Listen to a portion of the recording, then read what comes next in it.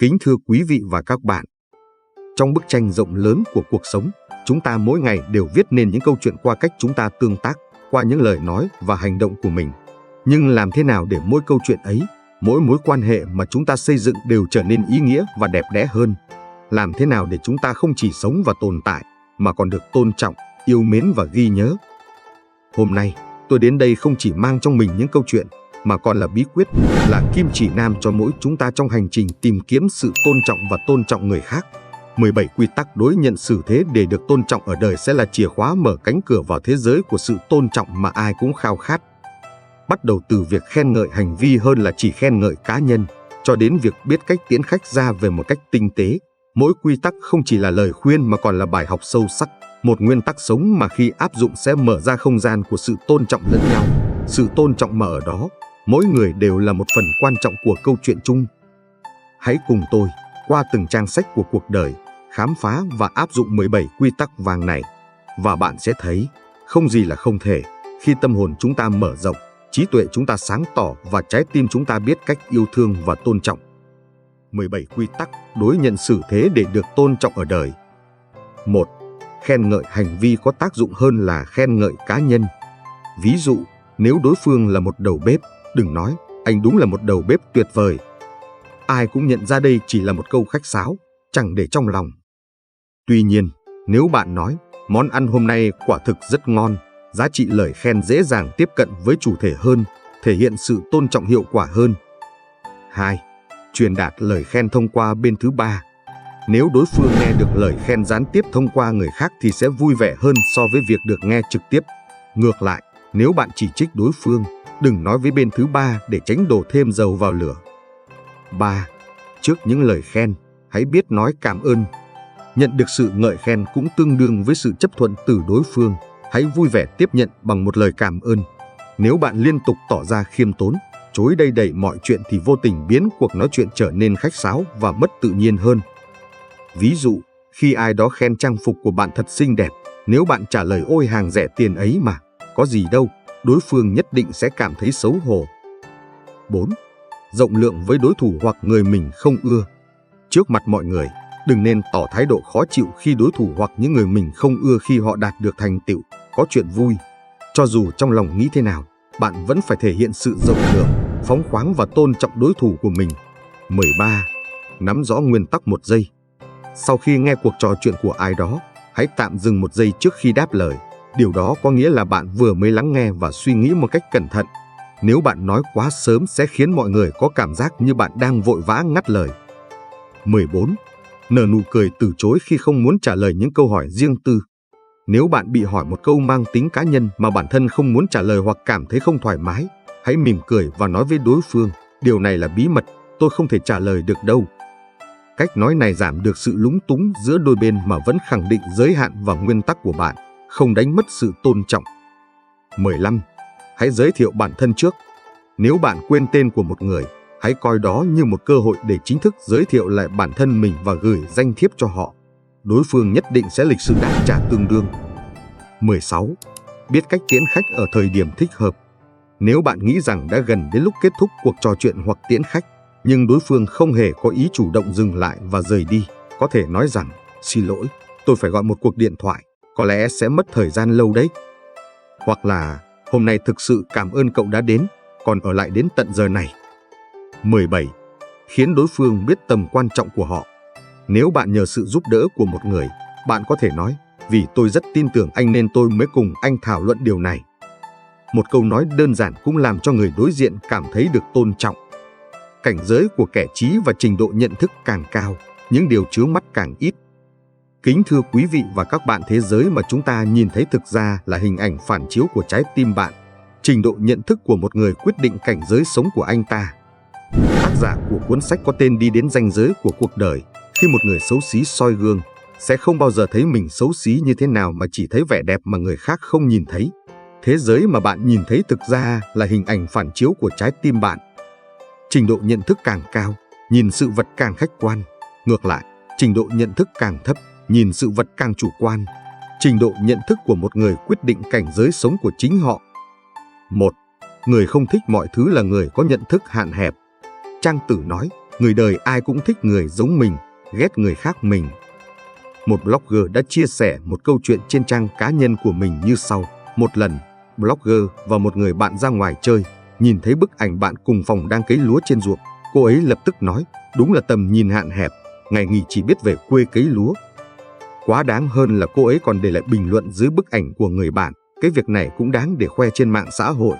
Đúng là chẳng ra làm sao, ra ngoài ngắm nhìn thế giới đi bạn à. 5. Phê bình phụ thuộc vào mối quan hệ. Có rất nhiều cách nhận xét hay phê bình một vấn đề, không nhất thiết phải chọn cách khó nghe nhất, đầy nghiến hay cảm giảm, khiến đối phương tức giận hoặc hiểu lầm ý tốt của bản thân. Càng là những mối quan hệ thân thiết thì càng phải cẩn trọng trong ngôn từ, tránh gây tổn thương và rạn nứt tình cảm đôi bên. Có thể tham khảo cách nói, về vấn đề này, tôi có ý kiến thế này, có lẽ cậu nên nghe thử xem sao. 6. Thời điểm phê bình cũng vô cùng quan trọng. Đừng chỉ trích một người trước mặt đám đông. Dù là bạn bè hay đồng nghiệp thân thiết thì cũng nên gọi họ vào phòng nói chuyện riêng. Trong quá trình phê bình cũng nên góp ý để họ cải thiện, giúp cuộc giao tiếp thêm phần thuyết phục hơn. 7. Hạn chế những từ đệm vô nghĩa. Một số người quen với việc thêm à hoặc và nhiều loại từ đệm vô nghĩa trong câu nói của mình. Với những trường hợp trang trọng hoặc khi gặp khách hàng khó tính, chúng sẽ là nguyên nhân khiến lời nói của bạn bị suy giảm đáng kể về độ tin cậy. 8. Đừng nghĩ rằng mọi người đều biết bạn. Khi đối diện với những người đã từng gặp nhưng không quen biết sâu xa, đừng bao giờ nói, bạn có nhớ tôi không? Nếu lỡ đối phương không thể nhớ ra thì tình huống sẽ rất ngại ngùng. Cách tốt nhất là bạn nên giới thiệu bản thân mình. Xin chào, tôi là ABC, rất vui được gặp lại anh. 9. Từ chối cũng có lễ độ. Trong bữa cơm, nếu người chủ trì giới thiệu bạn một món ăn nào đó mà bạn không thích, bạn có thể đáp lại rằng, xin lỗi, tôi không thể ăn món này được vì món ABC đã chiếm trọn tâm trí tôi rồi đây này. Gia chủ sẽ không thấy mất mặt khi bị từ chối, đồng thời cảm nhận được sự nhiệt tình và vui vẻ của bạn trong bữa cơm này. Nếu đã no, bạn có thể thốt lên rằng, mấy món này ngon quá, nếu không phải do quá no thì tôi rất muốn ăn thêm. Hoặc trong các buổi xã giao, nhậu nhẹt, đừng chỉ nói tôi không uống rượu, hãy dí dỏm bảo rằng, tôi rót rượu cho mọi người thôi đã đủ say rồi đây này. 10. Đừng bao giờ tỏ ra mình giỏi hơn người khác. Khi giao tiếp, nếu ai đó đang kể về chuyến du lịch biển ở Quốc Nội, đừng khoe khoang bạn đã tới Maldives hào nhoáng ra sau. Nếu ai đó cho bạn xem đôi giày 1 triệu họ mới mua, đừng thể hiện rằng mình đang có cả chục đôi hàng hiệu khác. Tốt nhất, hãy lắng nghe chăm chú và chia sẻ sở thích về du lịch hoặc giày dép tương đồng với họ mà thôi. 11. Bắt lỗi người khác quá nhiều sẽ trở thành bất lịch sự. Đừng biến mình thành gà mái mẹ, coi mọi người xung quanh như đàn con thơ, cả ngày đi sau lưng để bắt lỗi và đòi sửa đúng cho họ. Vạch trần những lỗi nhỏ của người khác, ví dụ như phát âm sai, nói sai ngữ pháp chỉ khiến họ xấu hổ, phản cảm với bạn. 12. Không hiểu thì đừng giả vờ hiểu. Nếu bạn không hiểu chủ đề của cuộc trò chuyện, chỉ cần yên lặng lắng nghe. Trong trường hợp bắt buộc phải lên tiếng, cứ nói thẳng, tôi không rõ câu hỏi này cho lắm. Đừng giấu dốt, cố thể hiện rằng mình hiểu, trong khi thực chất đang nói hiêu nói vượn, khiến người khác đánh mất lòng tôn trọng và tin tưởng. 13. Nắm rõ nguyên tắc 1 giây. Sau khi nghe cuộc trò chuyện của ai đó, hãy tạm dừng 1 giây trước khi đáp lời. Điều đó có nghĩa là bạn vừa mới lắng nghe và suy nghĩ một cách cẩn thận. Nếu bạn nói quá sớm sẽ khiến mọi người có cảm giác như bạn đang vội vã ngắt lời. 14. Nở nụ cười từ chối khi không muốn trả lời những câu hỏi riêng tư. Nếu bạn bị hỏi một câu mang tính cá nhân mà bản thân không muốn trả lời hoặc cảm thấy không thoải mái, hãy mỉm cười và nói với đối phương, điều này là bí mật, tôi không thể trả lời được đâu. Cách nói này giảm được sự lúng túng giữa đôi bên mà vẫn khẳng định giới hạn và nguyên tắc của bạn, không đánh mất sự tôn trọng. 15. Hãy giới thiệu bản thân trước. Nếu bạn quên tên của một người, hãy coi đó như một cơ hội để chính thức giới thiệu lại bản thân mình và gửi danh thiếp cho họ. Đối phương nhất định sẽ lịch sự đáp trả tương đương. 16. Biết cách tiễn khách ở thời điểm thích hợp. Nếu bạn nghĩ rằng đã gần đến lúc kết thúc cuộc trò chuyện hoặc tiễn khách, nhưng đối phương không hề có ý chủ động dừng lại và rời đi, có thể nói rằng, xin lỗi, tôi phải gọi một cuộc điện thoại, có lẽ sẽ mất thời gian lâu đấy. Hoặc là, hôm nay thực sự cảm ơn cậu đã đến, còn ở lại đến tận giờ này. 17. Khiến đối phương biết tầm quan trọng của họ. Nếu bạn nhờ sự giúp đỡ của một người, bạn có thể nói, vì tôi rất tin tưởng anh nên tôi mới cùng anh thảo luận điều này. Một câu nói đơn giản cũng làm cho người đối diện cảm thấy được tôn trọng. Cảnh giới của kẻ trí và trình độ nhận thức càng cao, những điều chướng mắt càng ít. Kính thưa quý vị và các bạn, thế giới mà chúng ta nhìn thấy thực ra là hình ảnh phản chiếu của trái tim bạn. Trình độ nhận thức của một người quyết định cảnh giới sống của anh ta. Tác giả của cuốn sách có tên Đi đến ranh giới của cuộc đời. Khi một người xấu xí soi gương, sẽ không bao giờ thấy mình xấu xí như thế nào mà chỉ thấy vẻ đẹp mà người khác không nhìn thấy. Thế giới mà bạn nhìn thấy thực ra là hình ảnh phản chiếu của trái tim bạn. Trình độ nhận thức càng cao, nhìn sự vật càng khách quan. Ngược lại, trình độ nhận thức càng thấp, nhìn sự vật càng chủ quan. Trình độ nhận thức của một người quyết định cảnh giới sống của chính họ. 1. Người không thích mọi thứ là người có nhận thức hạn hẹp. Trang Tử nói, người đời ai cũng thích người giống mình, ghét người khác mình. Một blogger đã chia sẻ một câu chuyện trên trang cá nhân của mình như sau. Một lần, blogger và một người bạn ra ngoài chơi, nhìn thấy bức ảnh bạn cùng phòng đang cấy lúa trên ruộng. Cô ấy lập tức nói, đúng là tầm nhìn hạn hẹp, ngày nghỉ chỉ biết về quê cấy lúa. Quá đáng hơn là cô ấy còn để lại bình luận dưới bức ảnh của người bạn, cái việc này cũng đáng để khoe trên mạng xã hội. Đúng là chẳng ra làm sao, ra ngoài ngắm nhìn thế giới đi bạn à. Blogger hỏi cô bạn cậu cho là mình biết rất nhiều đúng không? Thế cậu phân biệt được lúa mì với lúa nước không? Không trả lời lại được, nhưng cô ấy nói, dù sao thì cô ấy cũng chỉ biết loanh quanh trong cái xóm nhỏ, cả đời chẳng thể đi đâu xa được cả. Khi một người cảm thấy không hài lòng với quá nhiều người và nhiều chuyện, điều đó thường có nghĩa là họ là người thiếu nhận thức, luôn thích chỉ trích người khác là vô dụng để làm nổi bật sự ưu việt bên trong của mình. Đó thực ra là một biểu hiện của sự thiếu tự tin. Điều tối kỵ nhất trong đối nhân xử thế chính là lấy thước đo của mình để đo sinh mệnh của người khác, đặt cuộc sống của người khác lên bàn cân của chính mình. Nhà văn Dương Long đã nói, mọi người đều nói về người khác, ngọn đèn cao 8 trượng có thể chiếu vào người khác, nhưng không thể chiếu vào chính mình. Luôn cảm thấy không vừa mắt với người khác, nhất định sẽ bị người khác chán ghét. Không tùy tiện đánh giá người khác là sự tử tế lớn nhất của một người. 2. Con người càng ở đẳng cấp cao càng biết tôn trọng sự khác biệt. Trong một cuộc phỏng vấn, doanh nhân công nghệ, Dương Long đã chia sẻ một câu chuyện của mình như sau. Khi còn trẻ, anh vô cùng không thích những người có tư tưởng mê tín dị đoan, cho rằng những người này chỉ đang tự lừa dối mình và người khác. Vì vậy, khi thấy những người tin vào phong thủy, cầu trời khấn Phật, anh cảm thấy rất phản cảm. Và tất nhiên, không ai trong số những người bạn mà anh ấy kết bạn có liên quan đến những điều này. Nhưng phải đến khi bắt đầu kinh doanh, anh mới dần dần hiểu được những gì những người đó đã làm. Doanh nghiệp càng lớn, rủi ro bạn chấp nhận càng lớn. Niềm tin vào phong thủy hay thờ thần linh chỉ là cách để họ giải tỏa áp lực. Trong quan niệm của họ, thuyết thần, Phật có thể giải trừ tai họa, xua đuổi vận rủi. Dù vẫn chưa tin nhưng anh bắt đầu dần dần hiểu ra và chấp nhận rằng những người xung quanh khác với mình. Khổng Tử đã từng nói, khó có thể tìm được hai chiếc lá giống nhau trên một cái cây. Giữa ngàn người cũng khó mà tìm được hai người có cùng suy nghĩ và cảm xúc giống hệt nhau. Trên đời này, mỗi người đều có một thế giới quan, nhân sinh quan, giá trị sống khác nhau. Tôn trọng quan điểm sống của nhau là điều kiện tiên quyết trong đối nhân xử thế. Vì vậy, sự khôn ngoan lớn nhất trong giao tiếp giữa các cá nhân là tôn trọng sự khác biệt của người khác, cũng giống như việc chim bay trên trời cá bơi dưới nước.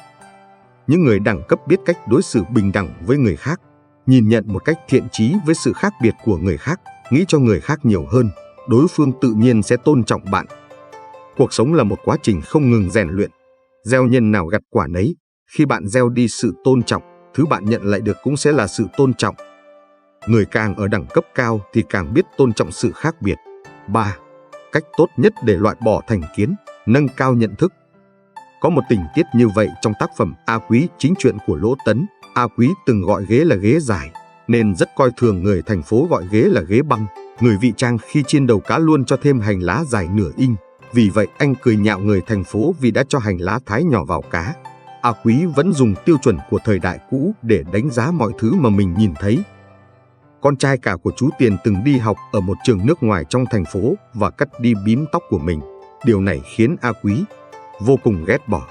A Quý cũng có thành kiến sâu xa đối với phụ nữ và các nhóm dễ bị tổn thương. Vừa nhìn thấy sư cô, anh ta sẽ lập tức nói, không hiểu sao hôm nay tôi lại xui xẻo như vậy, thì ra là do tôi gặp cô. Cũng ở trong đầm lầy, nhưng anh ta vẫn coi thường những người cũng đang vùng vẫy dưới bùn. Anh ta coi thường cái mới, nhưng anh ta không biết rằng có vô số cơ hội ẩn giấu ở đó. Hầu hết các vấn đề trong cuộc sống đều bắt nguồn từ định kiến, và định kiến bắt nguồn từ sự thiếu hiểu biết. Nâng cao trình độ nhận thức thực ra cũng là đang thay đổi cuộc đời. Một người có trình độ nhận thức cao hiếm khi mang cảm xúc chủ quan của mình khi nhìn nhận vấn đề. Vì vậy, anh ta có thể có cái nhìn thực tế hơn Hoàng Lâm, giáo sư tại Đại học Khoa học Chính trị và Luật Trung Quốc, từng là một người khá lạnh lùng, mở miệng ra là sẽ nói đó không phải việc của tôi. Bất cứ khi nào một đồng nghiệp phạm sai lầm, ông sẽ chỉ ra một cách không thương tiếc. Ông từng thẳng thắn nói trong cuốn sách của mình, tôi là người Hồ Nam, và tôi tự hào mình là người Hồ Nam. Tôi coi thường tất cả mọi người và mọi thứ từ các tỉnh khác, và tôi cũng coi thường những người từ các tỉnh khác. Sau đó, Hoàng Lâm dần dần buông bỏ sự ích kỷ và cố chấp của bản thân, tính cách và tam quan cũng dần có sự thay đổi. Ông buông bỏ những định kiến của mình và bắt đầu học cách bao dung với nhiều người và nhiều thứ xung quanh mình. Trình độ nhận thức của bạn ở tầng nào, trạng thái cuộc sống của bạn ở tầng đó. Những người mang đầy thành kiến trong lòng không bao giờ có thể nhìn thấy bản chất của sự vật, suy nghĩ của họ cứng nhắc và tầm nhìn của họ hạn hẹp. Giống như cuốn sách Xé đi bức tường trong tư duy đã nói, tâm trí chúng ta chứa đựng rất nhiều mô hình tư duy sai lầm và kém hiệu quả, gây ra nhận thức méo mó. Chỉ khi phá bỏ được những mô hình tư duy đó, chúng ta mới có thể trở thành một phiên bản tốt hơn. Nhận thức của một người là kim chỉ nam trong cách anh ta làm việc và xác định phương hướng cuộc sống. Khi bạn vượt ra khỏi giới hạn của bản thân, tập trung vào việc cải thiện bản thân và có một chiều sâu nhất định trong suy nghĩ, là khi đó, bạn đang đứng trên đỉnh kim tự tháp cuộc sống của chính mình. 4. Khi bạn cởi mở và thông hiểu, cái nhìn phiến diện với người khác sẽ tự nhiên biến mất. Khi bạn đối xử với mọi người một cách chân thành và vô tư, sự phàn nàn với người khác sẽ tự nhiên biến mất. Khi trước mắt là cả một bầu trời rộng lớn, định kiến sẽ biến mất. Mong bạn sẽ sống với tấm lòng bao dung và là một người độc lập, tự do, hạnh phúc. Kính thưa quý vị và các bạn, trong hành trình dài của cuộc sống, có một bài học quý giá mà không sách vở nào có thể dạy bạn, đó là bài học về tình yêu và sự bao dung. Đây không chỉ là nền tảng của mọi mối quan hệ khăng khít, mà còn là chìa khóa mở ra cánh cửa của hạnh phúc và thành công. Nhưng bạn biết không, khởi đầu của hành trình này bắt nguồn từ nơi không ai ngờ tới, chính là tình yêu và sự bao dung dành cho cha mẹ của chúng ta. Đúng vậy, trước khi mơ về việc chinh phục trái tim của thiên hạ, hãy hỏi lòng mình xem, liệu bạn đã thực sự hiểu và bao dung cha mẹ mình chưa? Cuộc sống này, với bao nhiêu sóng gió, đã dạy chúng ta rằng không có gì là hoàn hảo, và cha mẹ chúng ta cũng vậy. Họ có thể không phải là những nhân vật lớn lao trong mắt thế gian, nhưng trong tim mỗi đứa con, họ là cả một thế giới. Mỗi một câu chuyện, từ những vị cha mẹ yên tĩnh, những tâm hồn đã mệt mỏi với cuộc sống, cho đến những trái tim già nua đầy bệnh tật, đều ẩn chứa những bài học sâu sắc về tình thương và sự kiên nhẫn. Đó không chỉ là việc chấp nhận họ trong hoàn cảnh tốt nhất, mà còn là việc đồng hành cùng họ qua từng thử thách của cuộc đời. Thật vậy, nếu không thể yêu thương và bao dung cho chính cha mẹ mình, làm sao chúng ta có thể mở rộng trái tim mình để đón nhận và tha thứ cho những thiếu sót của người khác? Và quan trọng hơn, làm sao chúng ta có thể kỳ vọng nhận lại sự bao dung từ thiên hạ? Hãy cùng nhau khám phá hành trình này, một hành trình không chỉ giúp bạn hiểu hơn về ý nghĩa thực sự của tình yêu và sự bao dung, mà còn là bước đầu tiên để xây dựng một tương lai rộng mở, đầy hứa hẹn và ánh sáng. Bởi lẽ, trên đường đời đầy dẫy thử thách, chỉ có tình yêu thương và lòng bao dung mới là ngọn đèn dẫn lối cho mỗi bước chân vững chãi tiến bước. Không bao dung được cha mẹ mình, đừng mong bao dung được thiên hạ. Hết thảy tiền tài, danh dự, địa vị đều chỉ là cái vỏ bề ngoài, đức hạnh mới là điều căn bản. Lấy đức giày chờ muôn vật, câu nói này vốn không hư giả chút nào. Chúng ta đều là được cha mẹ sinh ra và nuôi lớn, nhưng mỗi cha mẹ đều không hẳn là con người hoàn mỹ như ta mong muốn, đều có những vấn đề này hay vấn đề kia. Và chính những vấn đề này đã trở thành kích cớ cho rất nhiều người không nguyện ý hiếu thuận cha mẹ. Ví dụ có những cha mẹ tính khí nóng nảy, có những cha mẹ đối với con cái bên trọng bên khinh, có những cha mẹ ít học nghèo khổ, có những cha mẹ quan niệm lạc hậu cố chấp, có những cha mẹ thân thể không được toàn vẹn, đặc biệt là cha mẹ tuổi tác đã già, đầu óc không còn linh hoạt nữa, thân thể có mùi, nhiều khi còn đại, tiểu tiện ngay trên giường, tính khí càng trở nên khó chịu, vân vân. Cha mẹ là đối tượng đầu tiên trong tu dưỡng của chúng ta. Mỗi người đều phải bắt đầu từ cha mẹ, nơi mà học được bao dung và yêu thương. Cha mẹ dù có thế nào, chúng ta đều phải yêu thương họ, hiếu kính họ, tôn trọng họ. Một người nếu mà ngay đến cả cha mẹ cũng đều không chịu bao dung, khẳng định là kẻ tiểu nhân thường hay tính toán so đo, lòng dạ hẹp hòi, không có phúc khí lớn. Không có phúc khí lớn, vậy làm sao có thể làm nên được đại sự? Vậy nên các bậc hoàng đế thời xưa khi tuyển chọn quan viên đều sẽ đặt những người có lòng hiếu thảo ở vị trí đầu tiên.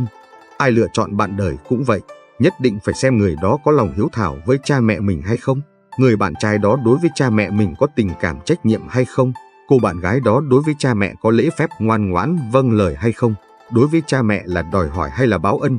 Nếu không, người mà ngay đến cả cha mẹ cũng đều không thể bao dung, sau này cũng sẽ không thể bao dung cho những thiếu sót của bạn, cũng như thiếu sót của cha mẹ bạn. Trên đường đời, nhân duyên của loại người này cũng sẽ không tốt đẹp được đến đâu. Là cha mẹ người ta, thì bất kể con cái của mình có như thế nào đi nữa, đều sẽ yêu thương nó, nuôi nấng nó, mong sao con cái sau này có được tiền đồ sáng lạng, cả một đời thuận lợi bình an, vui vẻ hạnh phúc. Tuy vậy, nếu như những người đã làm cha làm mẹ rồi ngay đến cả tấm lòng bao dung cha mẹ của mình cũng đều không có, con cái của họ ngay từ khi còn nhỏ đã nghe quen tai, nhìn quen mắt, thử hỏi chúng làm sao có được một trái tim, một tấm lòng rộng mở đây. Không có tấm lòng rộng mở, đời người đâu đâu cũng đều sẽ gặp phải chướng ngại, thì thử hỏi tiền đồ sáng lạn ở đâu ra đây, vui vẻ hạnh phúc ở đâu ra đây. Sau này khi con cái lớn lên, cha mẹ tuổi tác đã già cần được con cái săn sóc, con cái chắc chắn sẽ so đo tính toán với cha mẹ. Làm người cần phải tận tròn đạo hiếu, đây là bước đầu tiên để thay đổi vận mệnh. Bởi chúng ta làm người, ngay đến cả cha mẹ có ơn sinh thành dưỡng dục với mình cũng đều không bao dung được. Vậy thì thử hỏi làm sao có thể có được tấm lòng bao dung với cả thiên hạ rộng lớn đây. Làm cha mẹ người ta, nếu như muốn con cái có được đường đời hạnh phúc, thuận lợi, bản thân cần phải hiếu thuận với cha mẹ già.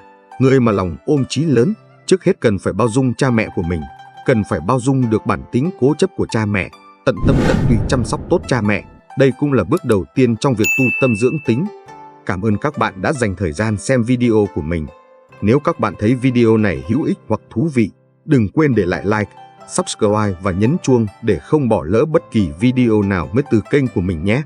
Mọi ý kiến đóng góp hoặc câu hỏi, các bạn có thể để lại ở phần bình luận phía dưới. Mình rất mong được nghe ý kiến từ các bạn. Cảm ơn các bạn rất nhiều vì đã ủng hộ và hẹn gặp lại các bạn trong những video tiếp theo.